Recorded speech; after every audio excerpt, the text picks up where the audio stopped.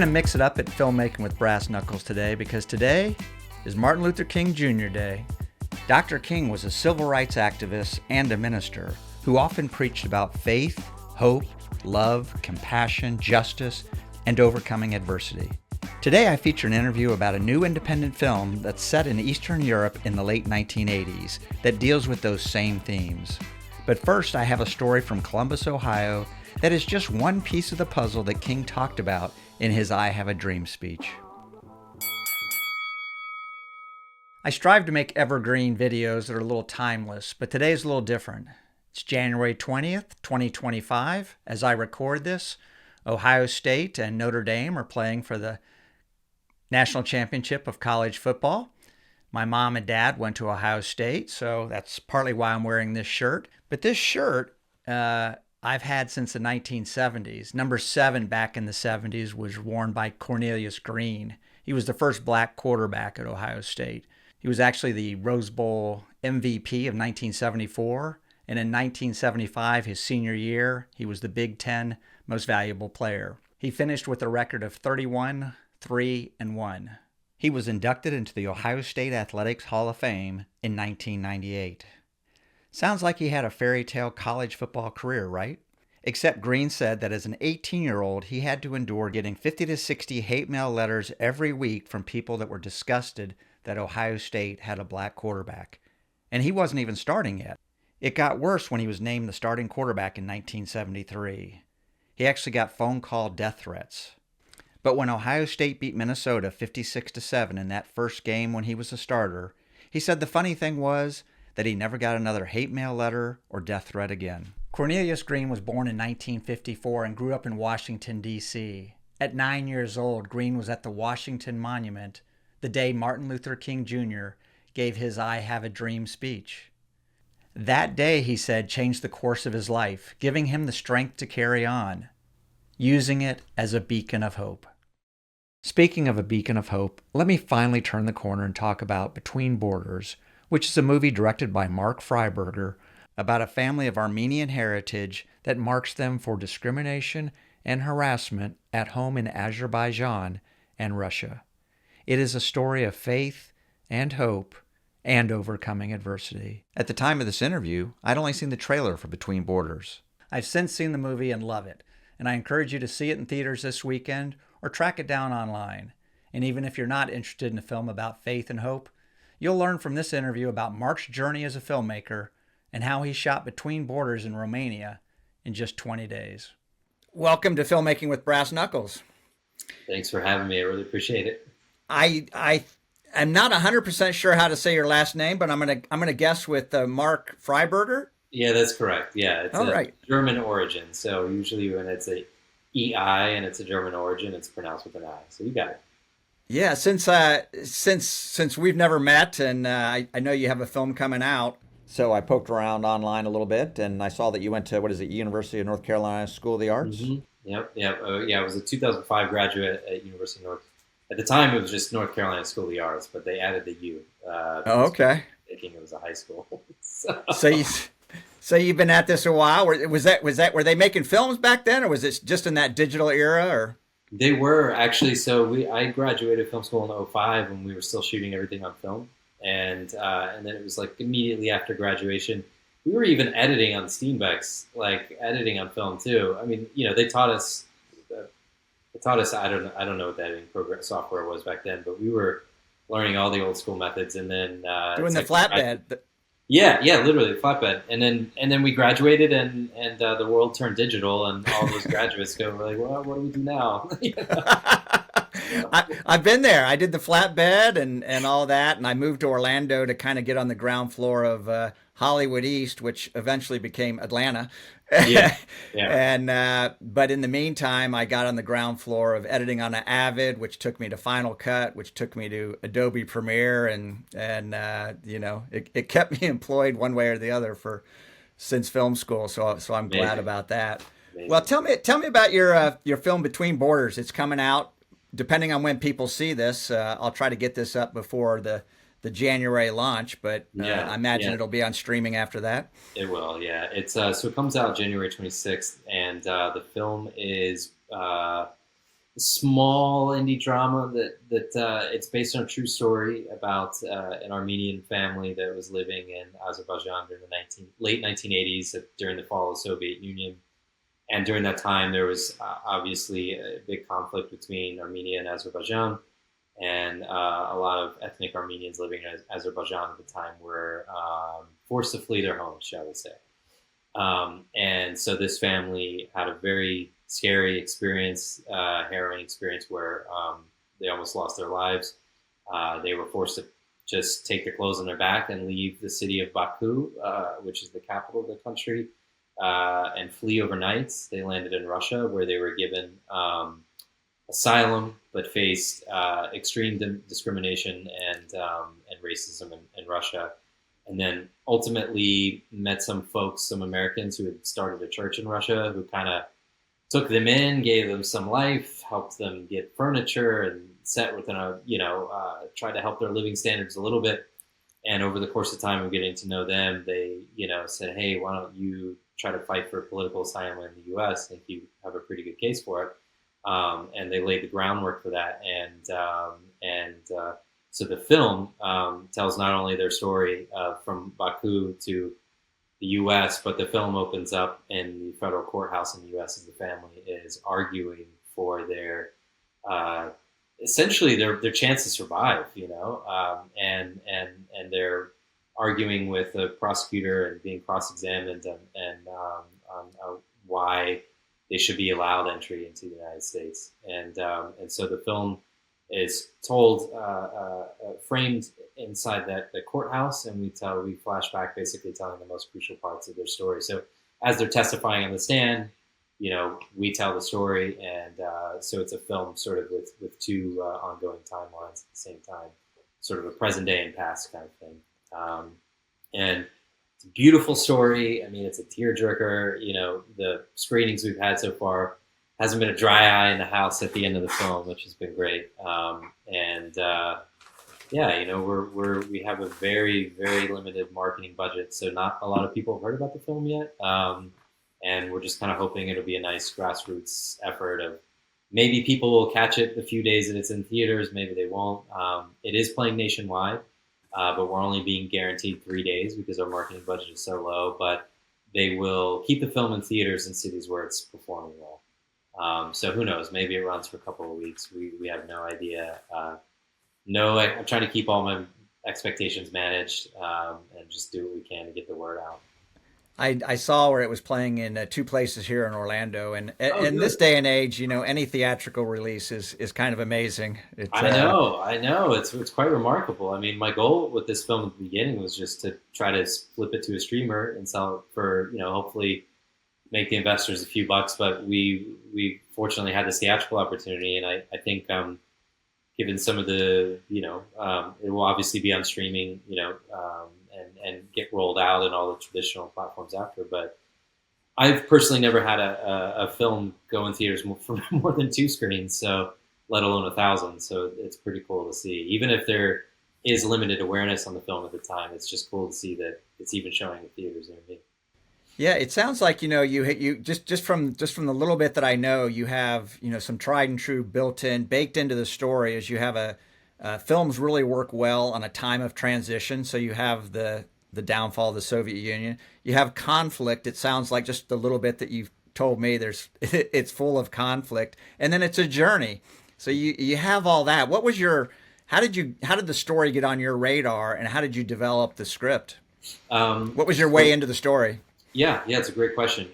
So the story was brought to me by a mutual producing friend who had met a new producer that had the rights to this story. They knew this family for over 20 years that the story is based on, and have wanted to make their life story into a film. And so they had even raised the money as well, and they had done a couple of drafts of the script, but nobody that really kind of had a lot of experience in screenwriting. And so they were out searching for someone who felt might have the right sensibilities. And they met a producer friend of mine who said, hey, this guy, Mark Freiburger, he's done some, done some stuff, written some stories that are more international. He's made a couple indie dramas that people haven't seen, and he's worked also in the faith market. I know that you guys are trying to combine all these things. This guy Mark might be a good option for you. So I got connected that way originally. Took a look at what they had, and then requested politely if I could do a page one rewrite, and then I submitted treatment, and sort of pitch on what I thought, the movie should be, especially after listening to interviews of the real life family and then meeting the real life family. And fortunately, the producers were all in and all for it, and so we just started over page one and hammered through script, because this was fall of 2023. I started writing the script September of 2023, so less than a year and a half ago. And they had kind of already targeted February and March to shoot the film, because they had briefly discussed the film with our lead actress. They didn't have a script to send her yet, but she said, these are the dates I'm available. So they're like, those are the dates we want to aim for. So I wrote basically night and day on top of, I still had a job at the time and a newborn baby. So it was just like a period of no sleep. Turned in the first draft in 4 weeks. They were fortunately very happy with it, and then just rewrote like crazy after that. And then I think maybe the third or fourth draft, by November of last year, we gave it to our lead actress, Elizabeth Tavish. She loved it, came on board, and then I was rewriting all the way through the casting process, basically until we shot. So a year and a half when you started writing it to you shot it. Now it's going to be distributed. That's a very compressed. That's wild. And you're shooting internationally. Where did you shoot the film? Shooting internationally. We shot in Romania because we needed a country that could serve as both Azerbaijan, which for those scenes we shot down by the Black Sea, near the border of Ukraine, which was interesting. And then we shot all the Russian scenes in the capital of Bucharest, Romania, which had a lot of Soviet-era buildings that we were looking for and streets. And then we just built the interior of the U.S. federal courthouse and shot that there as well. And I was pleasantly surprised that Romania has a very deep, rich history in cinema, and has amazing actors, like actors there on the screen and the stage. Can make a living as an actor, and so we were able to pull 80% of our cast from local Romanians for minus just a couple of actors that we brought over from the States. And I loved being there. I loved shooting the film there. It was very fast. We only had 3 weeks to prep the movie total. That included locations. It's the fastest I've ever gotten anything made. Shot the film in 20 days and 4 weeks, and we were in and out. But I had an amazing DP on this one, a veteran, a guy named Rohir Stofers, who shot a lot of big studio movies. He shot a lot of. It looks great. It doesn't look like a movie shot in 20 days. Let alone for a very small budget. And I almost didn't even approach Rohir, because I was like, he's never going to do a tiny movie, tiny indie drama, let alone one that has a faith component too.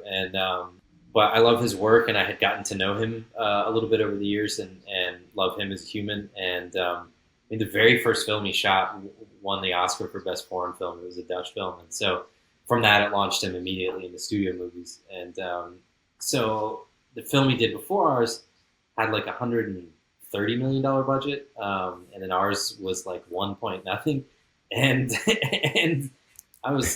So I wasn't even going to approach him, and then I said, "Hey, we're here. I've got this script, this low budget movie. We want to shoot in Eastern Europe. I think it's going to happen fast. What do you think?" He's like, "Okay." He's like, "I don't think I've ever done anything that's small. Let's send it over." And I sent him the script, and he called me the next day, and he was like, "I love this script." And he's like, "I love this script," and he's like, "I'll help you figure out how to make it for the budget." So. Embrace your limitations, right? So much, yeah. And he was amazing to work with, and he really, helped me grow as a director as well. Really, there was so much to shoot within 20 days. He really helped me sort of pare down and get a lot of bang for our buck with every setup. We shot no coverage on this movie whatsoever. So every shot that we shot is in the film. We shot for the edit, so when we go into a close-up in the movie, like especially scenes like in the courtroom or scenes, say, in an apartment or on the street, like we pretty much only picked up that shot we started rolling like right at those lines. So we mapped everything out, but it was a way for us to get some more coverage in a limited amount of time. And I was terrified to shoot that way, but it worked. Wow, wow! I was looking over, just some stuff that you've done since school over the last 20 years, where you worked on The Trial with Matthew Modine and Yeah. Hilary Swank, um, Dog Days of Summer with Will Patton. How would you tell someone that was interested in film? Maybe they were where you were starting out. Sure. Um, your journey, can you give me what's the encouragement that you would give someone starting out in this business? Really, just to learn everything you can. Learn everything you can about the industry, and maybe find what you're good at, and maybe even not something that you're not good at that you really want to do, and just work on making that your best thing. And I think it took me about 15 years of writing nonstop and handing specs to people to read to even kind of start to figure out how to write like myself. So it takes time, and for some of us it takes longer, so I would say if it is a passion of yours, just keep at it. And there are a lot of different ways to make a living doing this. I've done commercials and corporate videos and industrials and boring things, and worked at ad agencies over the years too, on top of it all, and have found a way to come back and do movies again and again. So if you're eager enough and hungry enough, you'll find a way. So you said you learned some things from the DP about being a better director. What were some of those things you could that come to mind that you learned from the DP? That's a good question. Some of the specifics, I think, just learning how to focusing on a few things. One, starting with the script, is like we went through and he had me write down every single scene whose perspective the scene was really from. And that informed how we would shoot the scene. And we would talk about, included with that, we talked about the heart of the scene, and whose perspective it was from, and then we would something I've never done before, which we did with him, was we really only wanted to focus in advance on the first and last shot of every scene, the entrance and exit, not necessarily the blocking, but we had to know like what the transition shots were for every single scene, so that we could keep a very like clean, sort of purposeful look to the edit, as if like every shot, every transition was very thought out. And so we approached the film knowing what every single shot was going to be, the first and last shot of every scene, how we were going to get in and out of the scene. And then it wasn't until we had no time to rehearse this film, so with the actors. So once we did rehearsal and blocking on the day, we would sit there together, and we knew how much time we had for the scene. And so we could kind of briefly talk after watching the blocking, say, okay, the scene's only going to be 3 shots, or the scene's going to be 4 shots, and it's going to be here, here, and here. And that's it. And so we didn't shot list really anything else until the day. I've never worked that way. But it was, with him, it was efficient. It might not be necessarily with an inexperienced DP, but he also has a very trained eye of 40 years of filmmaking that he's able to, sort of guide me to the right setup. Also learning, like, as I mentioned before, we didn't shoot coverage on the film. So there isn't a shot in the movie that we didn't use in the edit. And so I've never worked that way before. It was very, very lean. But that allowed us to, if you do it right, allows you to get a lot more shots in the film. He was good with sort of helping me hone my skills a bit more on just blocking of the actors. He, having been around so long, he was great with looking at my script and telling me, like, in advance, like, hey, you're gonna have a problem with this scene, this scene, and this scene when it comes to budget wise, stuff that producers and myself hadn't initially caught. When it was time to really start getting into pre-production, he was like, absolutely not, we're not going to be able to pull this off in X amount of time, and here's why. Even just small things. There's a bit of a chase scene at the end of the film that was a little more, even though there was no action in it, it sort of went from one place to another in this neighborhood. And we changed that to be just a chase scene within the apartment block that we were already shooting in. And Just a lot of small things like that that were very helpful having this experience there with, and you know, other small things like time of day. Like he was very very big on. He would not settle with the locations because we had no budget for art direction other than props and set dressing. Um, he would not settle with not having the perfect location. So he and I, even when location scouts were done, he and I left the hotel at night and would hoof it out on foot for hours, looking at more buildings and more streets and that location scout didn't show us, because we needed to find the right thing. And at 1 in the morning, he'd have his sundial, out looking to see where the sun's going to be up at 8 a.m. and saying, all right, yes, this one will work, this one won't work. And it was a exhausting but great experience doing that, because it paid off. All the work there was in that truncated period of prep, and we were able to get the movie done in 20 days. Since you had 20 days, was the whole thing shot in Romania? hmm Yeah. So even though it's set in 3 countries, we shot the whole film in Romania. Wow, that's great. I've noticed on the analytics on my channel that about 50% are outside the United States. Oh, So cool. that's really good. Where was the crew from Romania? Yep, the crew was all from Romania as well. I think the only crew member I brought was the DP, so it was entirely Romanian crew. Wow, well, that's great. Where can people find out more about the film? The film's website is betweenbordersmovie.com. So you can go there, you can watch the trailer. There's a bunch of tabs on there where you can learn more information about the film. On the landing page there, you can get tickets at your local theater. And then, of course, post theatrical release, so eventually we'll roll out more information there on like where you can see it on streaming. Great. I noticed that you had on your resume the Doritos commercials. I remember when they were doing those. I did a couple of those. Oh, but where I always tell people is you got to appreciate the small victories. Oh And yeah. tell me about that. That was not a small victory because it ended up getting, was it best best Super Bowl commercial? Yeah, yeah. That was kind of one of the rare big victories. As you say, usually there's no victories or some small ones. But this was a little over 10 years ago now, hard to believe. But yeah, we won. Some friends and I went out and made a spec commercial for $300 and shot it at my friend's house, and it won. Won the whole thing and aired during the Super Bowl. We did not win the $1 million though, because the year that we entered, there was additional, shall we say, fine print on what you had to do to win the million. That was nearly impossible, and there was a bit of a backlash after that, because when every media interview they sent me on to do after that, whether it was CNN or Fox or whoever, everybody would ask me, "So, what are you going to do with $1 million?" And I'd have to be like, "Well, I didn't win any money." So, and people would be like, "What?" And so then the powers that be got frustrated with me having to continue to explain myself.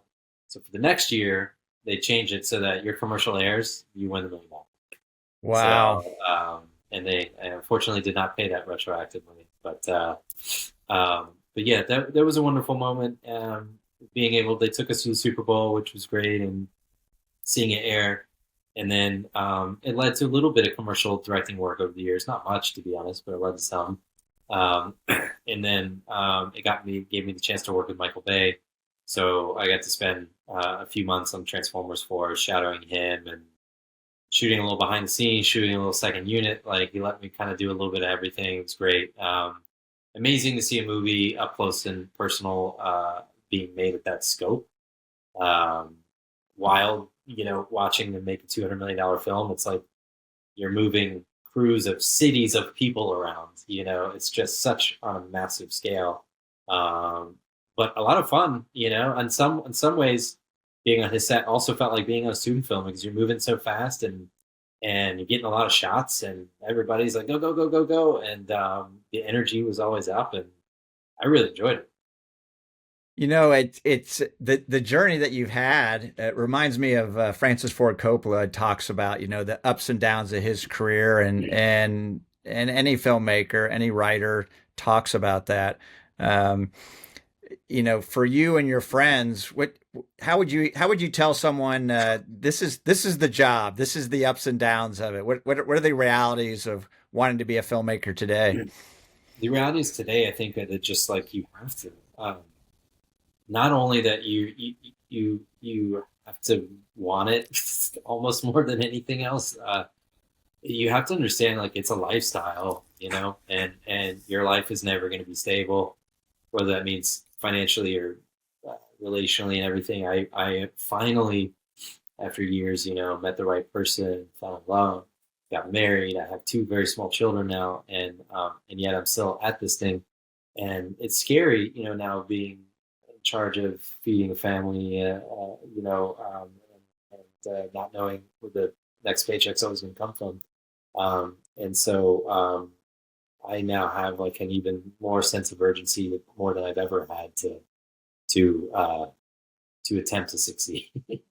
Yeah, Because the lives of others are dependent on it. and you're based, I've always, when I started my blog, Screenwriting from Iowa and Other Unlikely Places, New York and LA, get the lion's share of meetings and talk and money and that kind of stuff. You're based in Austin. What's the climate in Austin right now from a filmmaking perspective? Yeah, I'm based here. I think Austin has an extremely large number of filmmakers. People working behind the camera. There's a commercial scene here, but there's a lot of filmmakers here that are out there making their own movies that have deals that with production companies and studios. One of the indie filmmakers as well. One of my good buddies here, Greg Quaidar, made the film Sing Sing that is now getting nominated for everything. We'll probably get a couple Oscar nominations, and he, went out and made that thing for pennies as well. And so there's a lot of us doing it, but there's not like in Austin, there's not like a centralized business in the industry. So you meet a lot of people doing it for a living, even in um, this rural area just out of Austin where I recently moved.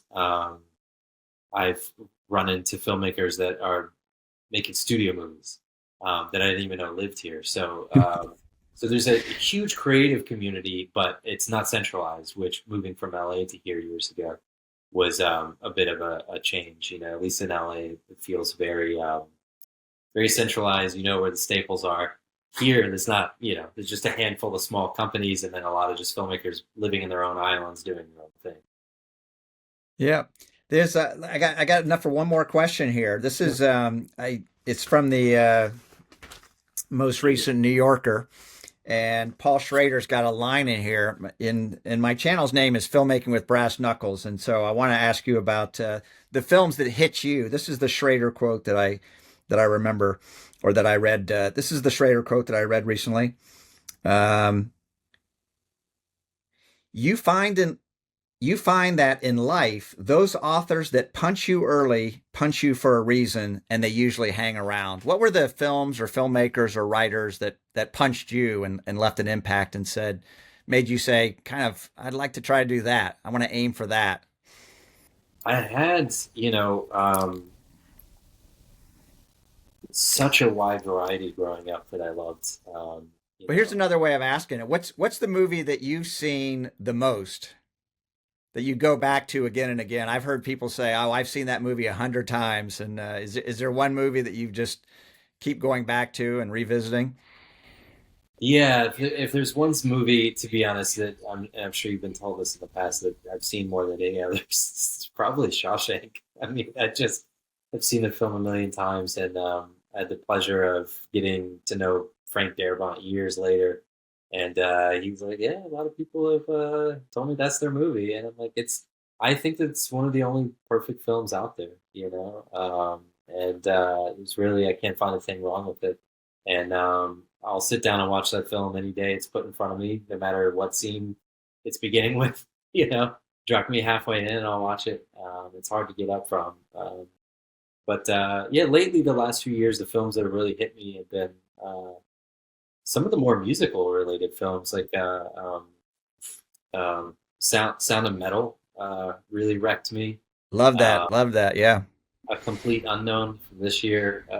Absolutely loved the film Yesterday from 2019. I really loved the Elvis movie Coda. There must be some sort of music thing happening in me these last few years because it's something about all these stories of musicians of chasing their dream in music, and then the love and loss that they've all experienced in those stories has been really impactful for me. Well, this is a good place to end it then, because I think the Shawshank Redemption, one of the great lines, of course, is hope is a dangerous thing. And it seems like Between Borders is about hope, right? It is, yeah. Between Borders is a film about hope. It's a film about not giving up. It's about perseverance, which I think any of us in this industry who are still swinging that bat can relate to. That's an evergreen theme right there. Yeah, yeah. We'll be chasing till the day we die, probably.